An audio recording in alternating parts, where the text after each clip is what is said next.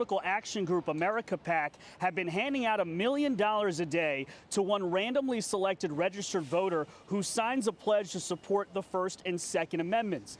On Monday, Philadelphia's liberal district attorney Larry Krasner filed a lawsuit claiming the sweepstakes is running an illegal lottery, violating Pennsylvania's consumer protections. The suit reading in part, quote, America PAC and Musk must be stopped immediately. Their lottery scheme and unfair and deceptive conduct will irreparably harm Philadelphians and others in Pennsylvania, as well as tarnish the public's right to a free and fair election. President Biden facing backlash for this comment about people who support Donald Trump. The only garbage I see floating out there is his supporters. Florida Governor Ron DeSantis says that could hurt Kamala Harris with less than a week before the election. She's trying to say, if you don't vote for me, I reach out my hand, I want to work with everyone. And she's trying to do that message. And so as she's doing that, here comes old Joe blundering into the scene, now saying that all the Trump supporters are garbage, totally undercutting her at that key moment in the race.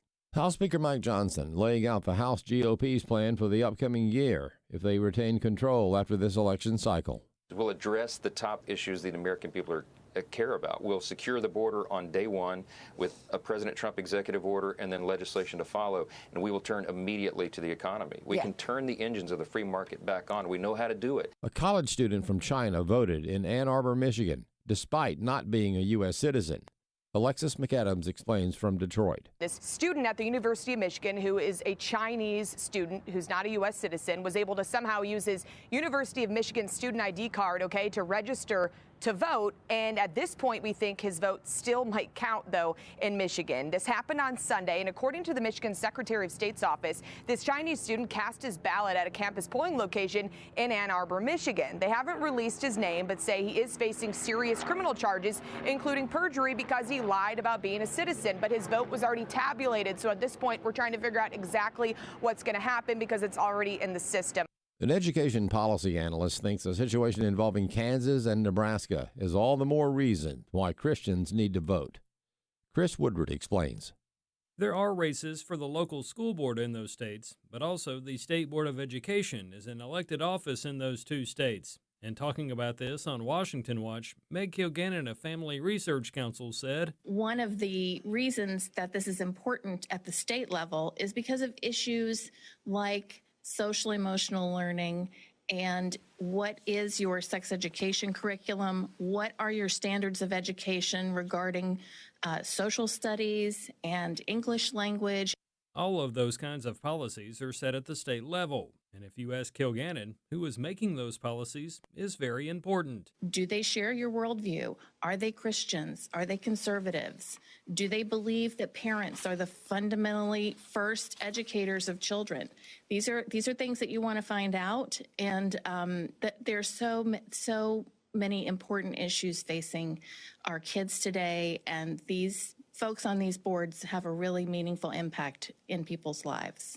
I'm Chris Woodward. And finally, another report suggests employers are reluctant to cut staff. New claims for unemployment benefits declined last week, down 12,000 to 216,000. Economists were expecting a slight increase. It's the third weekly decline in the number of claims, which are now at the lowest level since May. Also, the number of people remaining on unemployment also fell by 26,000 to 1.86 million. Claims jumped to 260,000 in early October, reflecting disruptions caused by Hurricane Helene, but are now at levels that indicate the job market is holding up. Chinico Sola, Fox News. More news online at afn.net and on the AFN mobile app. I'm Rusty Pugh. Tired of campaign ads, candidate rhetoric, and a mailbox full of flyers? Are you thinking of sitting out this election? Don't do it. As Christians, it's our responsibility to be salt and light. How can we influence our nation for godly values if we don't make our voices heard? Show your support for candidates who share our biblical values by voting wisely. Use iVoterGuide.com as a free tool to help you identify those candidates. Be a good steward of your vote on November the 5th. Vote wisely with iVoterGuide.com.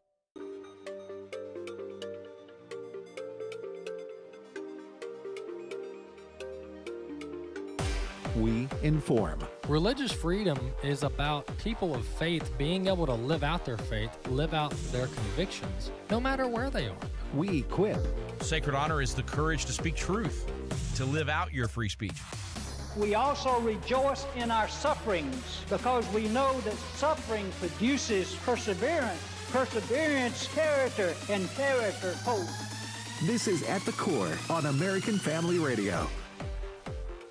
Welcome to At the Core with Walker Wildman and Rick Green. I'm Rick Green, America's Constitution Coach. Appreciate you joining me here on this Thursday. Walker's with you Monday, Wednesday, Friday. I'm with you Tuesdays, Thursdays, and sometimes we mix it up and do the show together. But this afternoon, looking, 5 days out. Big election, obviously, biggest election of our lifetime. A clash of worldviews happening in America. Essentially a civil war intellectually, right? This is hopefully continues to be only intellectual and not kinetic.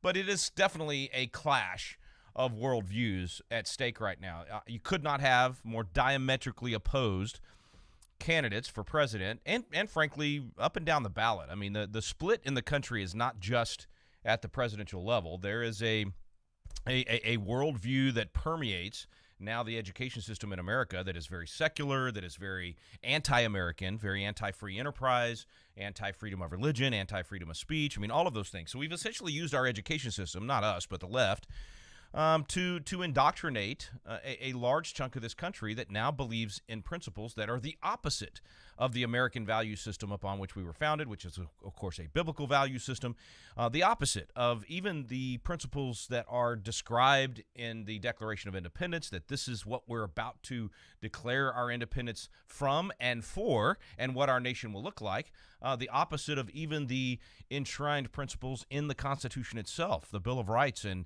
the other amendments, as well as just the core part of the Constitution. So because you've got an indoctrination effort that's taken place for 50 years, of course there's people out there in the country that believe the things that they were taught, that believe the one side that they were indoctrinated with. And then you have another half of the country that is essentially living on the fumes of the hard work of previous generations. And, you know, when we say the word conservative, that essentially means they're trying to conserve those principles. They're trying to conserve what the nation was and what it was founded upon.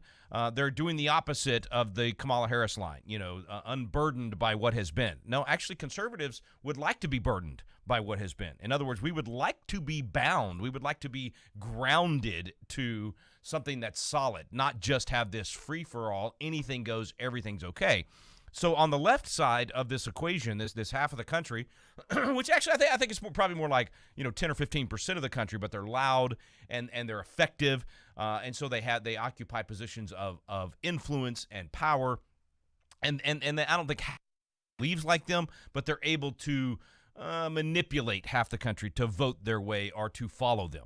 And so the left is over there, with these ideas of, you can't have free speech because then misinformation will be allowed. You can't have free speech because then there'll be hate speech, which is actually the very purpose of the First Amendment, to protect what some would label and call hate speech or call misinformation.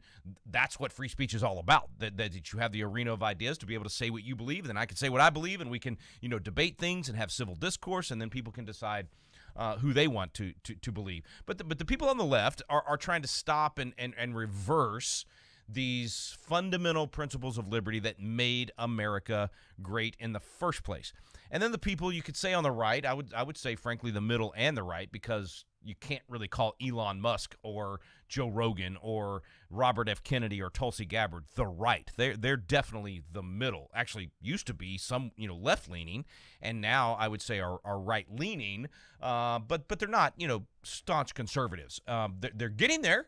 I'm following Elon Musk on X, and I'm telling you, this guy is sharing Milton Friedman videos, okay? For those of you that don't know who Milton Friedman is, I call him Uncle Milt because so much of my education on economics and government and all of that came from Milton Friedman. I mean, this guy was the greatest economist of the last century. I would say Thomas Sowell is the greatest economist of this century, and was very influential on, actually, taught Thomas Sowell and so many of these other great economists of today. But anyway, when you have a guy like Elon Musk sharing Milton Friedman videos, something's happening, man. Something's happening in the country. There is something going on. When an Elon Musk gets up on stage and talks about not just the First Amendment, which he clearly is a fan of. I mean, he saved the First Amendment. He saved freedom of speech by buying Twitter and stopping the government collusion with a private entity that was preventing free speech from happening, that was literally silencing opposition, that was, not allowing for the arena of ideas. So everybody kind of knows, because of that move and because of what he's done at Twitter, that he's a First Amendment fan, or at least the free speech part of the First Amendment. He's proven that with his dollars and with his actions. But now he's actually talking about not only the First Amendment, but the Second Amendment. When is the last time you have seen someone that was this popular or wealthy or powerful be a defender of the Second Amendment? I mean, look, I've been a defender of the Second Amendment my whole life. I mean, I was the God and guns guy in the legislature. Charlton Heston did a spot for me 25 years ago and bragged about me in the legislature for the legislation that I was passing to defend the Second Amendment. So I've been a champion for a long time, but I'm a little bitty fish, man. I'm like, way down here on the totem pole with a limited, amount of influence. When is the last time you heard somebody of an Elon Musk category out there talking about the importance of the Second Amendment? And actually, here's the crazy part, articulating the original purpose of the Second Amendment. It's not about hunting, folks. The Second Amendment is about preventing a tyrannical government from taking away your rights. And Elon Musk is all over Pennsylvania doing these town hall meetings and talking about that. I mean, I'm having to pinch myself, folks. You don't understand. I've been giving speeches on the Second Amendment, my whole adult life, and in a big way over the last 5 years. I mean, we've built a big part of Patriot Academy around restoring the Second Amendment, getting people that actually claim to love the right of self-defense actually trained to do that, to actually defend their family, to put down the wolf should the wolf show up at their door, to be able to defend their rights and their family. So this is a big deal to me and to our organization at Patriot Academy. And so to see Elon Musk do this, and then the kicker, not only the rhetoric, not only talk about it, but then turn around and give away $1 million a day to one of the people that actually he's given away a lot more than $1 million a day. One person wins $1 million a day. He's given away $47 for anybody that signs the petition in a lot of these other states, $100 to anybody that signs the petition in some of these states. So I don't know what the total is that he's given away, but with his actions and with his dollars, he is defending and restoring the First and Second Amendment. He's getting people to actually pay attention to what those things are. What he's doing is he's raising the constitutional literacy of the country. Think about that. Elon Musk is raising the constitutional literacy of the country. Folks, I mean, again, I've dedicated my life to that. That's the whole purpose of Patriot Academy. We've got over 1 million graduates of our Constitution classes to raise the constitutional literacy of the country. That is a drop in the bucket to what Elon Musk has been able to do in just a few weeks. So I am so thankful that God has brought these men of Issachar and women, frankly, of Issachar, who understand the times and know what to do. He's brought them over to our side. And when I say our side, I do not mean Republican. I do not mean the Trump campaign. When I say our side, I mean the side that's been fighting to restore the Constitution, the side that's been fighting to restore the constitutional literacy of the country, to increase the citizen activity of the country, to get people to be patriotic again, to understand what it means to be an American, and then to turn around and advocate for the values of America. That's the side that I'm on. I may vote Republican way more than in fact, I went and voted yesterday, and I looked for a Democrat that I could vote for. I tried. I did. I don't like being one party. I used to split my ticket. I mean, in Texas, you could find conservative Democrats. Back when I was, leading the college Republican club on my campus, I actually voted for a Democrat for state senator because he was conservative. Can't find that anymore. I mean, there's a couple of them in Texas, but they're not where I live, so I couldn't vote for them. But so I do vote Republican if that's the most conservative, and that's the one that is most biblical and most lined up with what I just described: restoration of constitutional principles, restoration of the principles of liberty, and that's what everyone should do. You should not be a Republican or Democrat as much as you are a constitutionalist. You should not be Republican or Democrat as much as you are biblical. I think John Amachuku says it better than anybody. He's like, I don't get my talking points from the DNC or the RNC. I get them from the BIBLE. I love that. I told John I was going to steal it and that I'd give him credit a couple of times. So if you hear me say that again in a couple of weeks and I don't credit John, just know that I told him that was coming. All right, so anyway, our whole philosophy should be based on, as believers, what's the Bible say we should do? And the Bible says that we should occupy until he returns. The Bible says that we should treat our neighbors the way we want to be treated. The Bible says we should be good stewards of what we've been given, and that everything that we do, we should do it the best that we can as unto God, not unto men. Okay, so that was a lot of scriptures that I just quoted. That's what we're supposed to do as citizens. And yet, we have Bible professing, I don't believe they're Bible following, but Bible professing Christians, and maybe I should say that professing Christians, not necessarily biblical Christians. Maybe that's the right way to define that. We have professing Christians out there right now that are actually advocating. They're not just quietly saying, I'm not going to vote. They are advocating that the most biblical position is to not vote. I mean, name me a scripture that show me biblically how to back that up. Now, they use all kinds of emotion. They use all kinds of, I just don't feel like I can support this man that does this or this woman that does that or whatever. It's not biblical. There's zero biblical argument for not voting. You do not live in the Roman Empire of the first century. You do not live in the Soviet Union where you have no say. You do not live in North Korea where Kim Jong-un is going to tell you what to do and you have no voice. You live in the United States of America where we the people are in charge, and the way that you exercise your leadership and be in charge is with your vote and your voice and your dollars. And for you to bury those is to be the wicked and slothful servant that is not using the talent that God gave, that God left you with. And you're going to answer for it. I don't perfume this up. There's no nice way to say it. You will answer to God for what you did with the talents that he left you with. You will answer to God for how good of a steward you were in a nation where you were given the ability to choose your leaders, choose what your nation looks like. You were given the ability to treat your neighbor the way you want to be treated by working hard to make sure there's a justice system that treats everybody the same. By working hard to make sure that in your neighborhood, we don't chop off genitalia in the name of some psychotic mental illness that people are trying to normalize. You have the ability to stop that insanity with your vote and your voice and your dollars, and you're going to bury it? You're going to not use it? And folks, I'm talking about some big-time evangelical leaders. They're actually evangelifish leaders, but we're talking about some big-time pastors, leaders, activists that are actually out there advocating for Christians to not vote. It's unbelievable to me that they could make that argument or take that position, make that argument with a straight face. Now, I think I've come up with an analogy that fits for this decision right now. If you're going into this weekend, if you're going into the final stretches of the biggest election of our lifetime, and you're trying to decide, do I vote? Because that's the first choice, right? The binary choice. Tim Barton was telling me this the other day on Wall Builders Radio, and I didn't realize it was a great epiphany moment. He said, hey, it's a binary choice. And I'm thinking, yeah, binary choice. You're either going to vote for Donald Trump or you're going to vote for Kamala Harris. And he's like, no. The binary choice first is you're either going to vote or you're not going to vote. You're either going to exercise stewardship with what you've been given or you're not. You're either going to invest the talent that you've been given or you're not.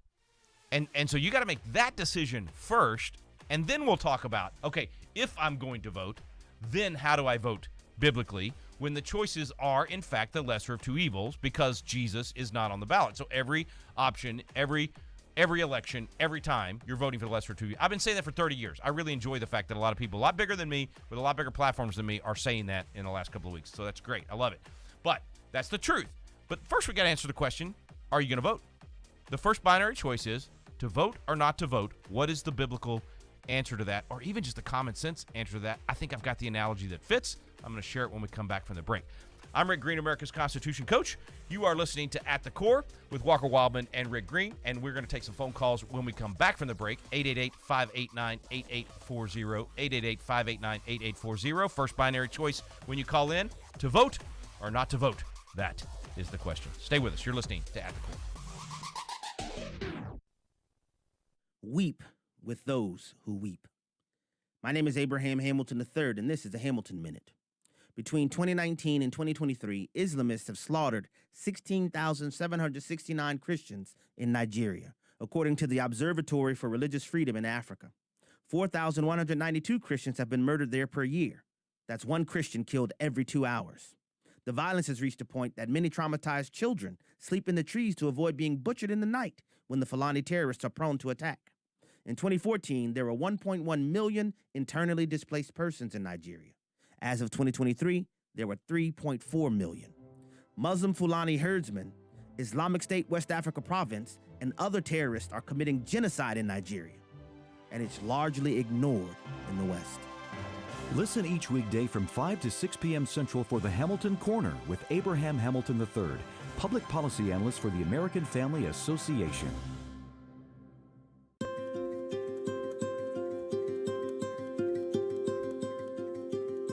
Hey 8 Days of Hope family, this is Hannah Fletcher, your communications director.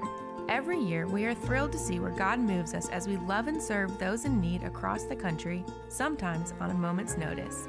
It can be hard to keep up when our Rapid Response Ministry is serving hurricane victims in one state, while our Safe House Ministry is building a facility of refuge in another. Today, I am excited to share with you about how you can stay up to date on all the ministry is doing through text. That's right, texting. Right now, you can text the word HOPE to 86373 to join our text alerts. You'll be notified anytime God calls us to love and serve the brokenhearted through rebuilding, rapid response, mass feeding, or safe house construction. It's that simple. Text HOPE, that's HOPE, to 86373. We can't wait to share updates with you soon. Hello, this is Edward Graham, and I've got a great idea for you this Christmas. Through Operation Christmas Child, you can share hope with a child in need. Fill a shoebox with toys, school supplies, and hygiene items. Add your picture and an encouraging note. We'll deliver your shoebox gift to a child alongside the greatest gift of all, the good news of Jesus Christ. Visit SamaritansPurse.org/OCC to get involved. That's SamaritansPurse.org/OCC. Send joy to a child in need with Operation Christmas Child. Simply pack a shoebox with fun toys, school supplies, and hygiene items. Then bring it to a drop-off location during National Collection Week, November 18th through the 25th. You can also build a shoebox online. And the best part is the good news of Jesus Christ is shared alongside your gift. And each child is given the opportunity to participate in a life-changing discipleship program. Visit SamaritansPurse.org/OCC to learn more. This is At the Core on American Family Radio with your host, Rick Green. Welcome back to At the Core with Walker Wildman and Rick Green. I'm Rick Green, America's Constitution Coach. Phone number, if you'd like to participate, is 888-589-8840. That's 888-589-8840. Before the break, we were talking about the first of the binary choices, to vote or not to vote. Is it biblical to not exercise stewardship over the vote that you've been given, over the culture, the society, the family, the neighborhood where you've been planted? Is it biblical to not tend the garden? By not voting, are you somehow tending the garden? By not voting, are you somehow sending a message? I hear that all the time. I'm going to send a message by not voting. I'm going to make Donald Trump be more pro-life by helping Kamala Harris get elected, because that's what you do when you don't vote, right? But somehow, in some weird way, that's the logic that I'm hearing from folks. And so I think I have the right analogy for this. So just imagine this. All right, I went a couple years ago. Maybe it's been 4 years ago. Kara and I, my wife and I, took my daughter, Cameron, to Peru. And we were going with Compassion International, great organization. And I was going because I wanted to see firsthand if what they were doing was real, right? Like you always hear about, we're going to save the children and sponsor a kid and you're going to help feed a family. And it always sounds great, but, I wanted to know. I wanted to see it with my eyes. What were they doing with the dollars that we were sending with the kids that we had sponsored? And so we fly out there. We go to Peru. They take us out, and we see interesting part of the country, and got to see what they were doing on the ground. Which, by the way, absolutely amazing. I mean, what they're doing in these cities with the schools. It's unreal. So we fell in love with Compassion International, with the kids, and had a great time. Okay, so back to my analogy. Peru. If you go, we didn't get to go here, but I watched videos of this. But if you go out in the Andes Mountains and you look at some of these roads on the sides of these cliffs, it's insane. Okay, I'm the guy that always says, don't be safe, be dangerous. But this is insane. I mean, these buses go on these little bitty narrow roads on the edge of the cliffs all around these mountains. And it's, I mean, a harrowing thing. And it's actually kind of fun to watch the videos. So here's the scenario. Okay, here's the analogy. I want you to imagine that you go with me on a trip to see the Compassion International schools, and then we actually go out to these, mountainous regions, and we're going to take one of these bus rides on the sides of these cliffs. I mean, the bus is literally driving on this little narrow road on the sides of these cliffs to get to wherever it is that we're going. Okay, so we're loading up in the bus, and your whole family is with you. Okay, it's not just you; it's your whole family, your kids, your grandkids, all the people you love. And same for me. But there's a bunch of other people on the bus, too, a bunch of locals or other people that we don't know. And so everybody loads up on the bus.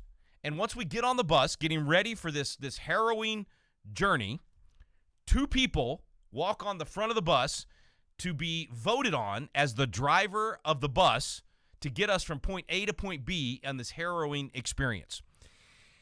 And you do not have the option of getting off the bus. You're going to be on the bus now. We're locked down. All right, you're taking this trip like it or not. So your only option now is to have some influence on which of the 2 bus drivers is going to take us on this journey. And we find out that one of the 2 bus drivers, as they're giving us their sales pitch and as we're learning about them, one of the 2 bus drivers has never successfully made the drive. In fact, her driving record is pretty lousy. She's had a lot of crashes. She's had a lot of harrowing experiences where she did not succeed, and she's crashed everything from the economy to you name it, and done a lot of crazy stuff. And she's actually kind of inebriated as she walks on the bus, and that's one of your options as your driver. Your other driver has had an absolutely successful driving record, has driven buses on every kind of journey you can think of very successfully, and gotten incredible results. And absolutely has confidence because he's done this before and proven on this very road, same road, that he can get people to the other side in style, baby. Not even just successfully. It's going to be beautiful. It's going to be perfect. And so this guy is one of your options for your driver, and the gal with the terrible track record and is kind of staggering as she comes on the bus and is clearly on something is your other option. Now, everybody on the bus gets to vote. Everybody on the bus gets a say in who's going to either drive us off the cliff or get us to the other side of this harrowing experience. And it looks like about half the bus was out partying with the one option who's still a little hungover and inebriated all night long. And so they really like her, and they're going to vote for her. And your family's going to suffer the consequences if that group chooses her and she's the one that's going to drive us on this little bus drive. Your family's going to suffer either success or failure on this bus ride, depending on who's chosen to be the driver. And you get to be the deciding vote on whether or not the crazy lady is going to be in charge of the bus or the guy that's actually done this well and proven, not just said he could do it well, proven that he could. What are you going to do? What are you going to do?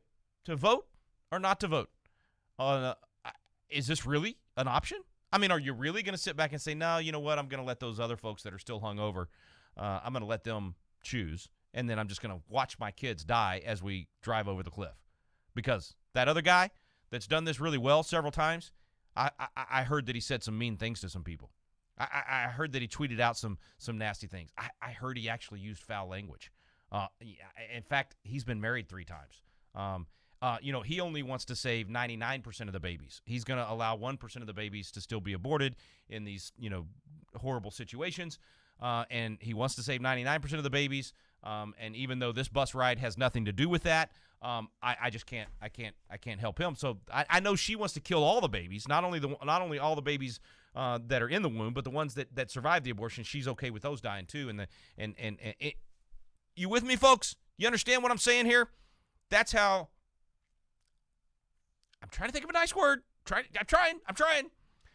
That's how misguided. There, is that a nice enough word? That's how ill-advised these people are that are saying, just sit on the bus and let the crazy lady drive the country off the cliff. Show me somehow how that's biblical. Show me somehow how that makes sense. Show me somehow how that in any way is being a good steward of what we've been given. It's foolishness. They are being fools. They are being useful idiots, the communists would call them. And I guarantee you that right now, that's exactly what the communists are calling these people that call themselves Christian leaders that are encouraging Christians not to vote. These communists are in the back room laughing it up and saying, what a great deal. We actually have Christian leaders telling Christians not to go vote. This is fantastic. They're loving it.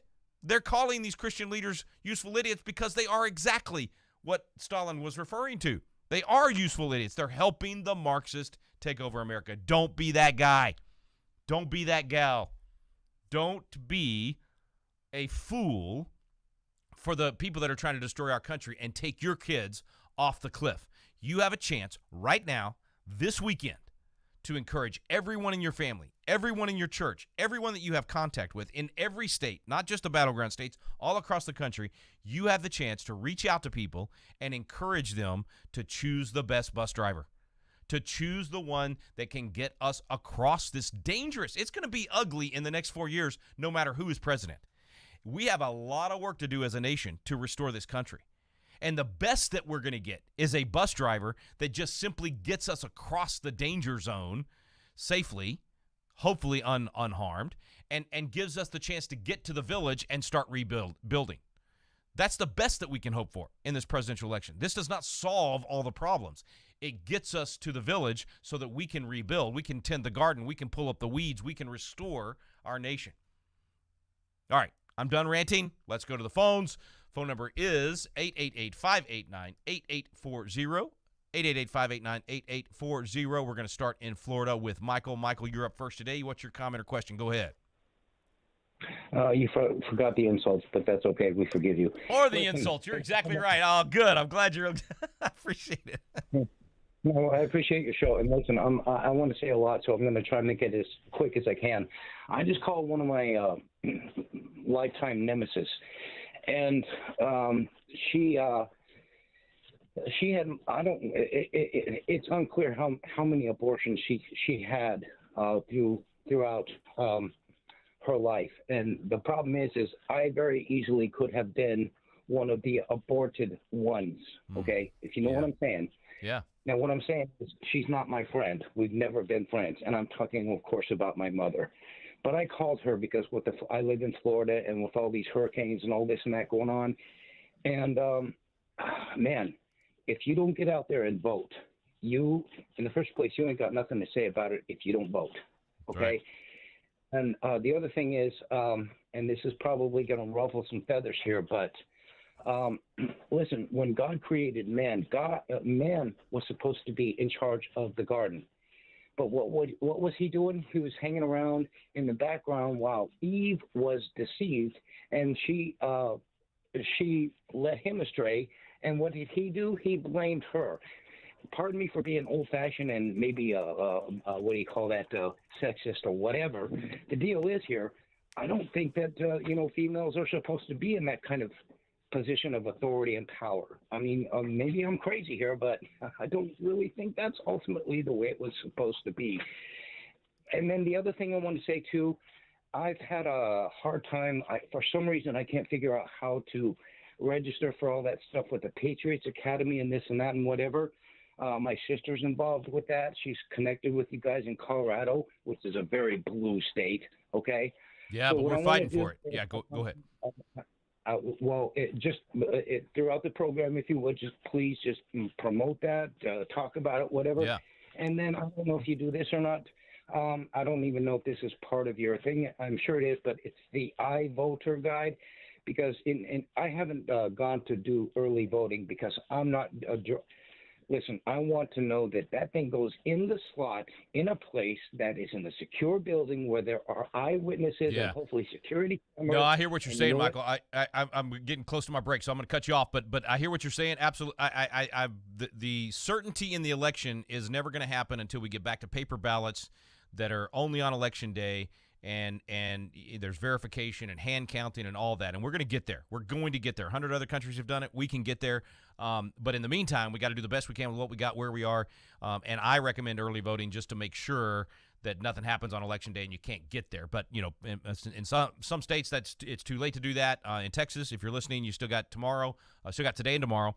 And I encourage you to do that so that you just make sure that your vote gets in. To some of the other things, you know, Michael, listen, man, anybody listening to this program knows I don't care if I offend people, right? That's just part of it. I'm going to speak truth and speak what I believe and let the chips fall where they may. And sometimes I'm going to be wrong, and I'll change my opinion if I'm given good facts to do that.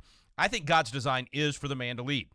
But there's clearly times when men cower and they become snowflakes and they don't do their job or they lead poorly, and God raises up someone like a Deborah or an Esther or others to lead. I think Margaret Thatcher was a phenomenal leader. I think it's different, but I do think we're wired differently, right? So there's no doubt that the male brain works differently than the female brain. And sometimes it's an advantage to have the female brain in some of those leadership situations, and sometimes it's an advantage to have the male brain in some of those leadership situations. But I also think from just a physical turmoil of the presidency and some of these things, that it is hard for a female to physically go through what it takes to do that job. And you're already hearing about Kamala melting down behind the scenes, people from her campaign talking about the fits that she's throwing and the yelling and all the stuff that's happening right now. And I think that has more to do with her particular personality and narcissism and her insecurities that are very, very obvious. She knows that she doesn't know most of what she needs to know to do this job, and so that's why she compensates with the cackling and compensates with the sassiness and barking back at people and all that. That is all textbook insecurity and covering up for that insecurity. And that's one reason when I do the bus analogy, you can see that in people, right? You can see the insecurity and the lack of ability and the lack of knowledge to do the job well versus the confidence that you see in a Donald Trump, because he's done the job well. He wasn't perfect, but he did move into the number 4 slot of all-time best presidents on my list, just based on his first 4 years. So there's just an absolute difference in the confidence of the two candidates that you have. So I don't think we can do broad stroke and say that's all men or all women, but I do think that there is a certain skill set that women are given for certain things and men are given for certain things. We are absolutely created differently. There is absolutely male and female, and there are absolutely certain things that on par, men are going to do better and women are going to do better. So to what Michael was saying, I think there's a lot to be said for a lot of those things. But, there are exceptions to every rule as well. So, anyway, okay, now send your hate mail to Michael, all of the women out there that are mad at me for saying what I just said. Okay, let's go to, where are we? Let's see. We got Jerry in Texas. Jerry, go ahead, man. You're up next. Hey, Jerry, I heard a beep, but I didn't hear you. You still there? Yeah, okay, can you hear me? Oh, now I got you. Go ahead, man. Okay, awesome. I agree with everything you just said. I would have said the exact same thing about women in position of power. I totally agree with that. Me and my wife had that conversation. And sometimes she's not happy with me, so just stand by. I would say that. The second is that there are too many pastors that stand in the pulpit and don't preach about the government today. Yeah. I sit in a pastor, and he actually did a sermon on Romans 13 2 weeks ago, and he was telling the congregation about the government during Paul's time. Well, it's relevant to the scripture, but more relevant is the government to our day. That's right. It's been taught in the government indoctrination schools that we are a democracy, that the people in Washington are our leaders and they have our best interests, but none of that is true. And That's right. I hear the music. I'm going to let you go in a second. Man, I'm so sorry. We got the same thing. No, yeah, we got 40 seconds to break, but you're spot on, Jerry. I mean, 100%. And man, I would say work on your pastor, be loving and encouraging and all that good stuff, but throw down the gauntlet when you have to and say, listen, man, we got to speak to this stuff today. People need to know how to apply the Bible to the culture today. They need to know how to apply the Bible to their family, their business, their neighborhood, and yes, their politics today and how it works. And, listen, if the pastor's not going to wake up and do the right thing, then change your pastor or change your pastor. Steve Maxwell, shout out to you, man. You're the one that gave me that line. All right, folks, quick break. We'll be right back. I'm Rick Green, America's Constitution Coach. You are listening to At the Core with Walker Wildman and Rick Green.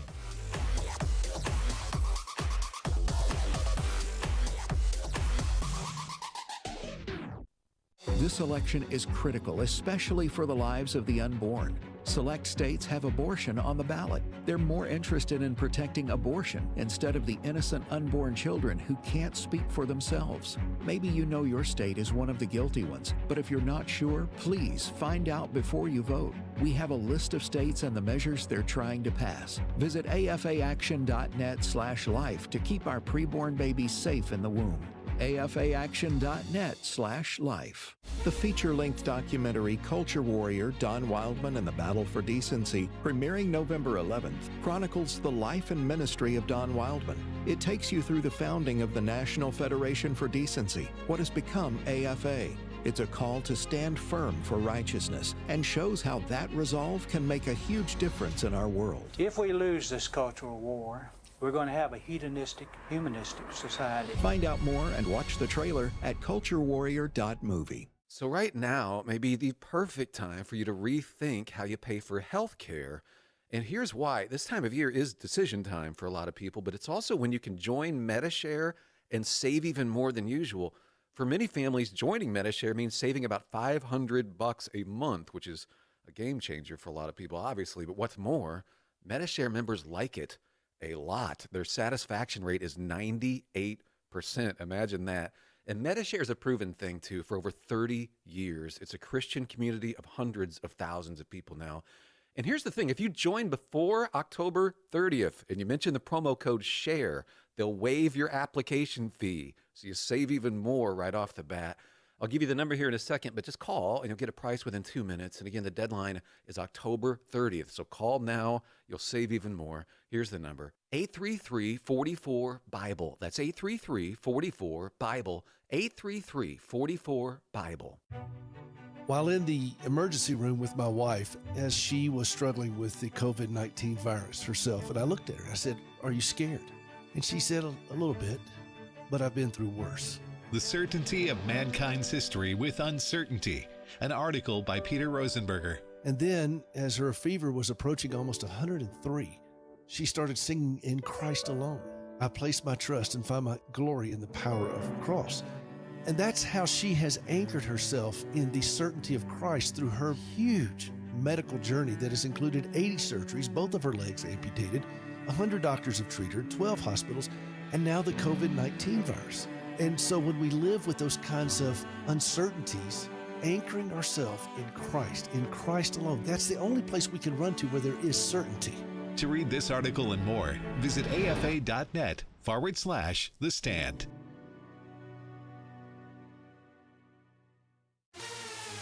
This is At the Core on American Family Radio with your host, Rick Green. Welcome back to At the Core with Walker Wildman and Rick Green. I'm Rick Green, America's Constitution Coach. Thanks for staying with me on this Thursday. Love for you to call in, 888-589-8840. We got full phone lines lit up already, but try to get in. We'd love to talk to you. I know everybody's excited. This is kind of cool. People are, they can feel it. They can feel it. They can feel the energy in the country right now. They can feel the awakening that's happening. And folks, it is not just a political awakening. It's not just a constitutional thing. There's revival in the land. I'm telling you. Look at these thousands of kids getting baptized on college campuses all over the country. You just feel it, man. I was at a thing Monday, I guess, for it was basically faith leaders for a meeting with Donald Trump, and we had a worship service, and it was awesome. It was awesome. I mean, it was just so cool. I'm telling you. There's something happening, and the Lord is moving. Aslan is on the move, folks. It just is really cool. Okay, let's go. How about Tennessee? Let's go to Tennessee to Mary. Mary, you're up next. Go ahead. Yeah, I was just calling in. I had people telling me that they were not going to vote, and I think a lot of that has kind of been a long propaganda and indoctrination that's been going on for a couple hundred years now that has kind of trickled down to the rest of us. I also tried to access the iVoter Guide at the library on Google. I would not allow me to access that site. You're kidding me. Almost any other faith-based site I've tried to access, I was not allowed to access it. And when I went to the polls, because I did vote early, so I did vote, I went there, and what I had gotten at the library, they were able to print out to me one of those sample ballots that you can get. Good. Because it took me like 4 months to even register to vote because they couldn't get registered. They backed up 3 or 4 months behind even on registrations for voting, for example. But so I got a print out there. Well, something that was on there was a memorandum for alcohol drinking, yes or no. It was very inspecific and kind of vague for my area. But when I went to vote, it wasn't on there. And most of the other stuff on there wasn't on there either, which is kind of really weird. So I kind of wonder. I asked the gal when I was leaving, I said, because I went through, filled out, put it in the machine that counts, whatever it does. And then I left, and I asked the gal about it, and she said, well, it probably just wasn't applying to your area. But I'm not sure what area it was applying to. But basically, it was like the wholesale selling. Yeah. Mary, I bet I know what that was because we've had that in our area a few times too.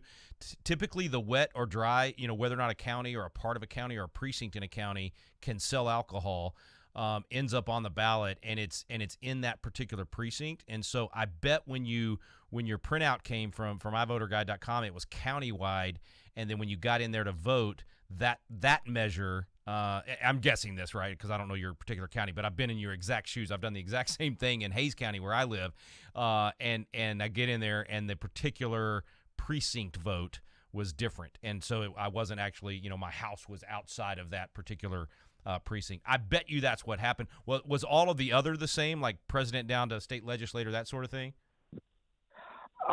No, it only had it didn't have anything that would be considered nonpartisan either was listed. None of that was listed either. That was removed as well. It was kind of weird, yeah. And then, like I said, the memorandum was about drinking. Now, it did say the entire county, but it did say a certain area. So I don't know if it was just the parks that were going to get to drink alcohol all the time or what it was, because it was so vague. It was hard to understand. I don't have the access to the actual law to even know. Well, and that's the other thing they do is they write these ballot measures so confusing. That's one thing we've had to fight here in Texas as well. Tennessee's probably, you run into the same thing, is you'll end up with a constitutional amendment for your state constitution, and you read it and you go, okay, this could go either way. I'm not sure what this actually means. So we got to do a better job on that one as well. But to Mary's point, Mary, thank you for calling in, by the way. To Mary's point on this has been going on for a long time, she's exactly right. I mean, there's been a concentrated effort to essentially convince Christians that you're a better Christian if you don't get your hands dirty. Now, that's not biblical either, right? As Christians, we're supposed to get down in the trenches, man. We're supposed to go actually minister to the sick and to those in prison and to the orphans, and you just go down the list, right? But you're not supposed to get your hands dirty. Politics is somehow dirty, and there is nothing biblically to back that up. But the perception is there because for so long the seminaries started teaching that, and then the pastors started teaching that, and so you end up with this mindset that somehow politics is separate from everything else in our life. That the governing body of your neighborhood or your county or your state or your country, that the Bible somehow doesn't apply to that, and that you should not influence who that's going to be if you're a Christian. I mean, that's insane, right? Think about the logic of that. That's essentially saying, oh, well, we as Christians, we're just supposed to, sit in our room and meditate all day. We're just supposed to sit in our room and pray all day because if we actually go out and influence what's going on in the community, somehow we're getting our hands dirty. That is not biblical at all. That is a lie from the pit of hell used to neutralize the good guys. Because, you've heard the expression, it gets attributed to a lot of different people, but I think Edmund Burke was the guy that started it. The only thing it takes for evil to triumph is for good men to do what? Nothing. The only thing it takes for evil to triumph is for good men to do nothing. What do you think these people are trying to get you to do if they're telling you not to vote? They're trying to get you to do nothing. What happens when you do nothing? Evil triumphs. So how sad for these supposed Christian leaders to be so fooled or so foolish to actually advocate for Christians to do nothing and then allow evil to triumph. How sad for them. And unfortunately, how sad for the people that follow them and actually take that kind of terrible advice. All right, iVoterGuide.com, by the way. Several of our callers have mentioned it. Let's make sure we encourage people to go there. iVoterGuide.com. Let's head to another state. How about, let's see, we got Arkansas, we got Georgia, we got Kansas, we got Kentucky. How about Kentucky? Let's go Kentucky. Mark in Kentucky. You're next, man. Go ahead. Yes. Coach Green. I want to call you General Green, but we'll go with Coach because you're appreciate it, doing man. an Thank amazing you. job to educate us about the amazing documents that give us granted us, amongst many things, the freedom. Which, going to your analogy, I think it's a great one. The fact is, that we are all on the bus. Yeah. You can't get off. We're on the That's bus. right. Now, well, you could get off, but then if you tie that together with our responsibility of being born again and in the know and having a book of instructions called the Bible, right? Yeah. That tells us, as you described, and that's where Adam blew it, if we want to tie it into what the other two men said. Adam blew it. He was put in charge, and the emotionally based counterpart was deceived, right? He was not doing his job. And we live under the consequences of that even in this day, that we are being irresponsible, doing nothing, as you said, is just, and I'm just regurgitating what you say, sir. You just do such a fantastic job, and you've got the energy. It's Well, just Mark, so God bless you, fantastic. man. How's Kentucky looking? What are you thinking in Kentucky? I think we've been under the influence. We've been under the influence of the turtle, right, McConnell, for all these years, decades. Yeah.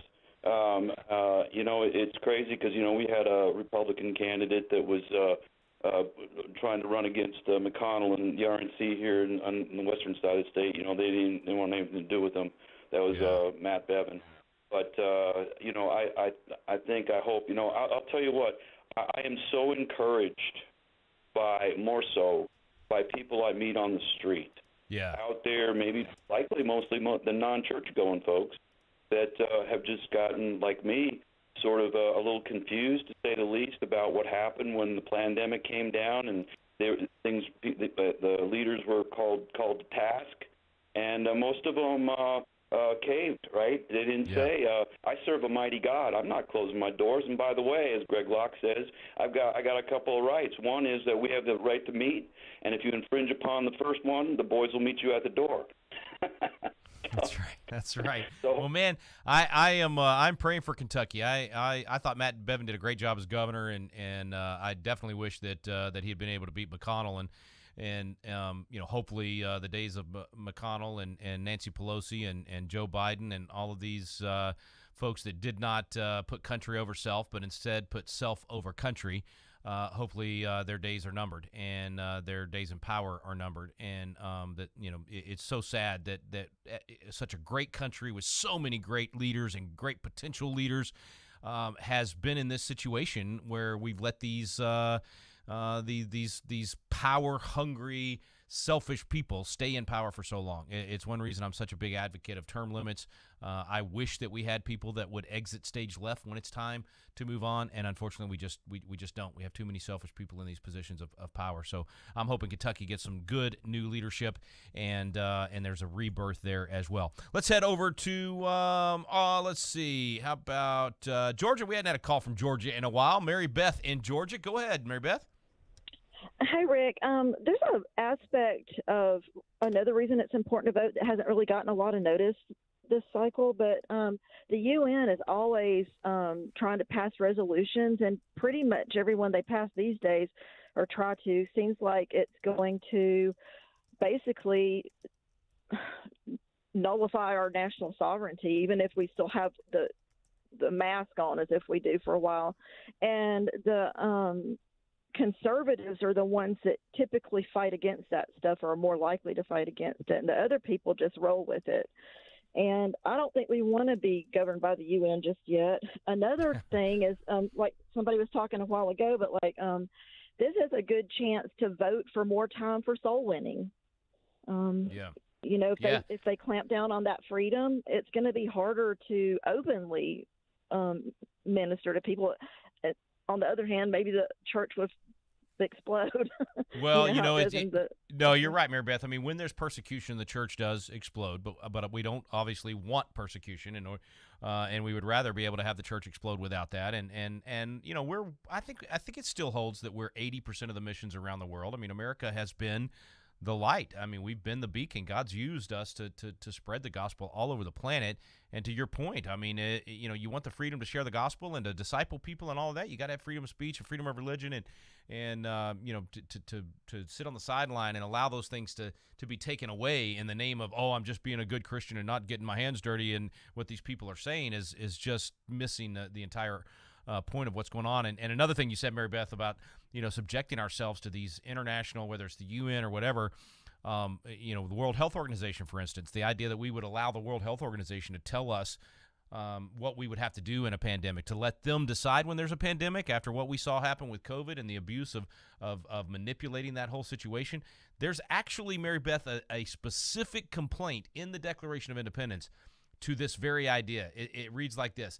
This is one of the complaints against King George. He has combined with others to subject us to a jurisdiction foreign to our Constitution and unacknowledged by our laws, giving his assent to their acts of pretended legislation. I mean, Jefferson worded that perfect. Their pretended legislation, their acts of pretended legislation. It's foreign to our Constitution. The World Health Organization is foreign to our Constitution. And this current president and vice president have tried to subject us to that jurisdiction that's foreign to our Constitution, unacknowledged by our laws, acts of pretended legislation. And so Mary Beth's point is spot on with regard to that, and that's one of the beauties of the contrast between the candidates. You don't have to wonder how different they are on this. Kamala Harris and Joe Biden want to subject us to jurisdictions foreign to our Constitution. Donald Trump and J.D. Vance are against that, and they've been very clear. In fact, President Trump called it out from the beginning. As soon as the COVID thing happened, he said the World Health Organization is owned by the Chinese. They're controlled by the Chinese. Why would we listen to them?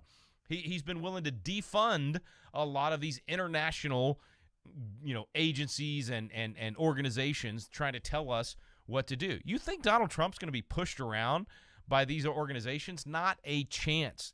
He is the Ronald Reagan of our day that understands how to say no to that stuff. So I think your points are very well taken. All right, we only got a few minutes. Let's see if we can get to another call here. Let's take another state in. How about Kansas? Lee in Kansas. Go ahead, man. You're up next. I hear an echo out there, but I can't hear you, Lee. So I got another Kansas call I'm going to go to. John in Kansas. Go ahead, John. You're up next. Yeah, thanks for taking my call. Enjoy your program a whole lot, and we'll try and be quick for a couple of points. One, there was a pastor in Lake Point Church, I believe, in Texas, that said about not voting, trying to send a message. He says the only thing that matters in politics is who wins. So it really doesn't matter. It's who counts the votes that they would always say. Like, you can vote for whoever you want. It's who counts the votes that matters. Go ahead. I'm sorry, I interrupted you. Yeah. But his point was the only thing that matters is if you win or not. And for trying to send a message by not voting, nobody's listening to that. That's right. The politicians only listen who wins or who loses. That's the only thing there is. You're not sending a message because nobody's listening. So good. John, you're spot on, man. That's a great call. I mean, that's a great point to close out with today. John's exactly right. And it also goes back to Exodus 18. We're supposed to choose leaders that are able, right? That's the first part. They got to be able men such as fear God, men of truth, hating covetousness. So if you're not voting, you're certainly not choosing able. You're actually not choosing at all, which means you are actually choosing the least able because you're allowing them to win.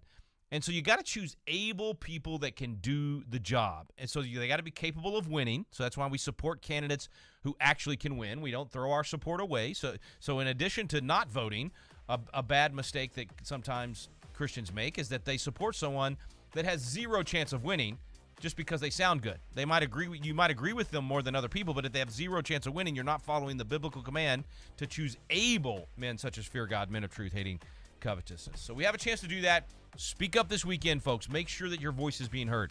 Make sure your values are being counted.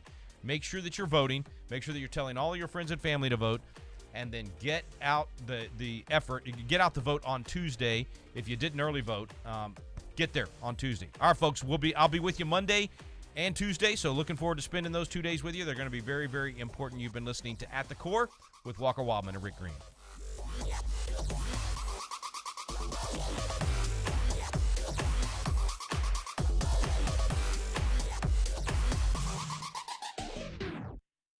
The views and opinions expressed in this broadcast may not necessarily reflect those of the American Family Association or American Family Radio.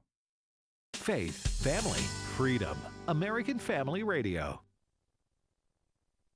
When you hear us mention the AFR app, you probably think about your smartphone. We do have apps for Apple and Android users, but it doesn't stop there.